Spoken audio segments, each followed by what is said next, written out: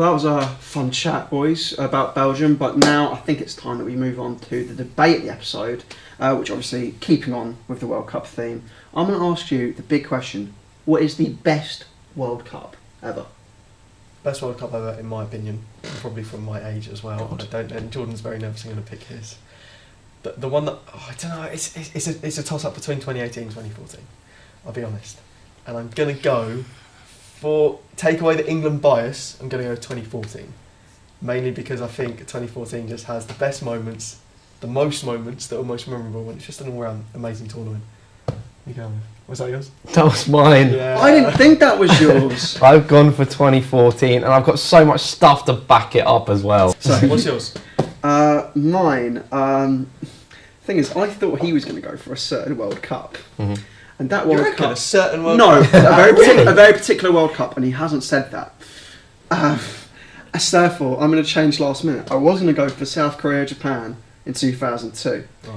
Because looking at it, that just seemed like a really good World Cup, first in Asia, and unlike the Qatari one, there was no dodginess in that bid whatsoever. At least I don't think there was. It just seemed like a good thing. And straight out of the room, you just had TV on. Not straight out of the room. I was born in August, so it was over. Right, okay. But I'd go for South Africa 2010. Should we argue our points at least? Okay, I'll go 2018. You'll go 2018. I'll start off with Jordan, who's more prepared. I'll give Ashley some time. I've got a lot of notes on the 2014 World Cup. Yeah. So, firstly, what is a World Cup without goals? And you know what? 2014 has the joint highest ever goals in a World Cup, with 171 goals scored, which is insane. That German team was amazing that went on to win it, and they provided one of the biggest shocks in World Cup history, with them absolutely battering the favourites, I'd argue, in Brazil, who were the host nation. Then you've got people like Costa Rica, who made it to the quarterfinals, Greece making it to the round of 16 for the first time in their history, and just loads of shocks because obviously England got knocked out. But people forget, Italy got knocked out in that group as well. It was actually Chile and Costa Rica that went through, so it was absolutely massive in terms of pulling out shocks.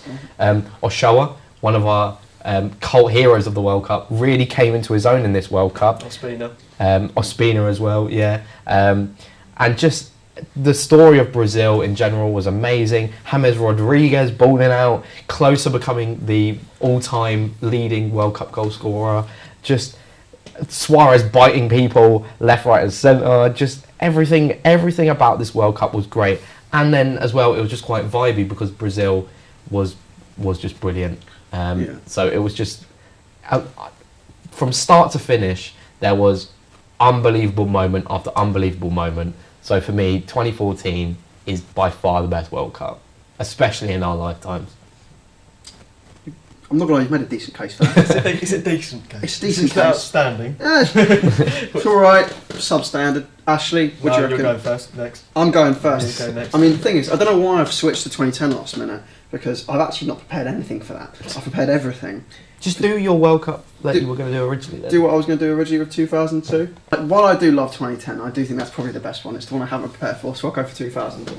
South Korea and Japan, the first Asian World Cup, the only Asian World Cup, bringing football to a continent such as that is a big moment, and judging by the way South Korea and Japan are doing now, look at the way it's improved football in those countries and the leagues in those countries. It's done a lot for football there. You have Brazil, R9, winning the World Cup, putting on that amazing performance, finally getting it, becoming top scorer with 8 goals, with that haircut. It is that haircut in that World Cup, that's where we get it from. The iconic little green there, that little mostly yellow kit. I love the Brazil 02 kit. You've got Beckham with a great moment, redeeming himself for the 98 red card. You've got the 1-0 win over Argentina in 02, which my dad always goes on about because it was, I think, like an 8 a.m. kickoff, and he woke up, went to a pub at like 6 a.m, got drunk and drank all day, and to me that's just the dream. What a man. And then you've got shocks. France losing to Senegal, controversially. South Korea knocking out Italy. That was the first of the World Cup curse, by the way, as well. That was the beginning of the World Cup curse, yes. However, it didn't carry on because Brazil made out the groups in the next tournament. It's mainly a European one, which France have broken because they've won 2 games. But yeah, it had a lot of shocks, had a lot of fun. England making it to the quarterfinals. You know, it's just a vibe World Cup, and it's nice to bring it to new places.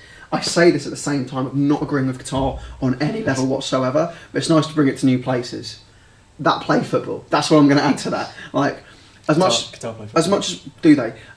Did they play football because they got the World Cup, or do they have the World Cup because they play football? Ask that.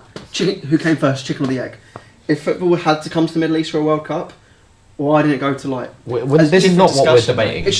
Don't let me throw you off tangent. Stay strong to your 2002. Well, look, it's a great World Cup. It's got amazing moments. South Korea at their first World Cup, making out the group stages, hosting it. Japan doing phenomenally. It's just iconic for that era of football. And we look at Japan beating Germany, and I'd argue about this World Cup, Asian football is not where it is now without that tournament. There you go. No, you've also put forward a very decent case as well. I'm going to smack my fuels over. Mine's mainly cultural. Mine's mainly just bigging up Asian football. Yeah, absolutely. But, you know, I'm going to go with the 2018 Russia tournament just because of one, you know, standout moment really. I'll be honest, it wasn't held in the best country. No. You know, so it doesn't have really that benefit. Whereas, you know, you've gone I think on. ours are very good with host countries. Yeah, absolutely. Thing is, though, do you remember when Belgium beat England 1-0 in the groups? Yes. Yeah, remember that moment? Yeah. Do you remember after Januzaj scored? Yeah. Batshuayi picked up the ball. And in celebration... No, let me tell the story. in celebration, picked up the ball and tried to hoof it into the back of the net and it hit the post and smacked him in the face. Yes. No, that's my argument. Your argument is that funny moment in the meaningless Greek game. Did that happen to yours? No. Did that happen to yours? No. That's what I thought. Richie Batshuayi. Jordan, I say let's tag team him. Surely that's not your argument for 2018. This is a Riyad Mahrez best right winger in Premier League history moment. This is Richie Batshuayi getting hit in the face with his own shot is amazing. And I think it beats yours. And that's not your argument for 2018. He's given up, basically. It is. There's so much better ways you could You could have actually fully gone for 2018 and argued your heart out. 2018 could arguably be the winner. You could make a very good argument. After England surprising everyone. Great football. You know, you've got the Russia team surprising everyone. Probably on drugs. You've got, you know... I'll be honest. I looked at the whole tournament. I looked through the iconic moments. I just thought it was a bit naff. What is the most iconic moment? I mean, Trippier. I've just told you the most iconic moment. Don't try and think of a new one. Oh God. However, Mbappe getting onto the scene. Look, I'm actually Pavard's goal against Argentina. That was good. Yeah. However, I just actually, I'm just quite happy to take a back seat and just let you two fight. Right. I love 2014. I love 2014 as well. It's my second World Cup. Yeah, it's our second World Cup, but I would argue this is the one I remember. I'll be honest. There's only one England memory I have from that World Cup. Germany. Germany. We didn't have Germany. We had Uruguay, Italy, Costa Rica. 2010. Sorry. No, for 2014. My only memory from 2014 is we only scored 2 goals at the World Cup. It was Sturridge and Rooney. Mm-hmm. The only memory I have is a goal we didn't score, which is Sterling's ghost goal, long shot against Italy, I believe. That's the only memory, because I remember because BBC put goal in the corner, because even the producer thought it went in. Was that the World Cup or was that the Euros? That was World Cup 2014. Oh, wow. I was in Brazil. That was Sterling's first tournament when he was like 20 or like 19. At the moment, I'll be honest, Jordan's won me over. Sorry, go on. Sorry, I think the major argument here is to have the joint highest amount of goals in a World Cup competition. I think that's good. Is insane, and just the shocks after shock after shock after shock, and then I just think Brazil. Personally, after the Brazil World Cup, I was like, I'm going to Brazil. I want to go to Brazil straight away. It just made me fall in love with... So the sports washing really worked? With Brazil. I mean, Brazil it is still kind of sports washing when you see like stadiums haven't been used since. They built a stadium in the rainforest for Christ's sake.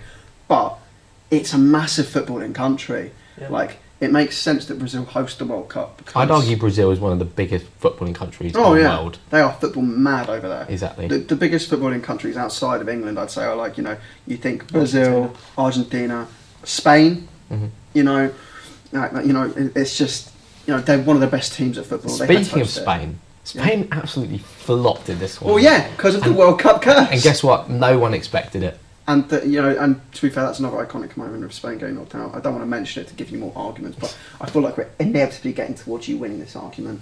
And I'm going to hand it to you. I'll say you win the debate, but I fell in love with Costa Rica as well. Costa Rica, James Rodriguez, Germany. I fell in love with the Dutch all over again. I loved the Dutch in 2010, and I loved them in 2014. I think if we remembered your World Cup and was about during that World Cup, it might be a little bit easier for you to argue. I just kind of went. The only reason I didn't go 2010 is because last minute I thought you were going 2010, so I had no notes on it.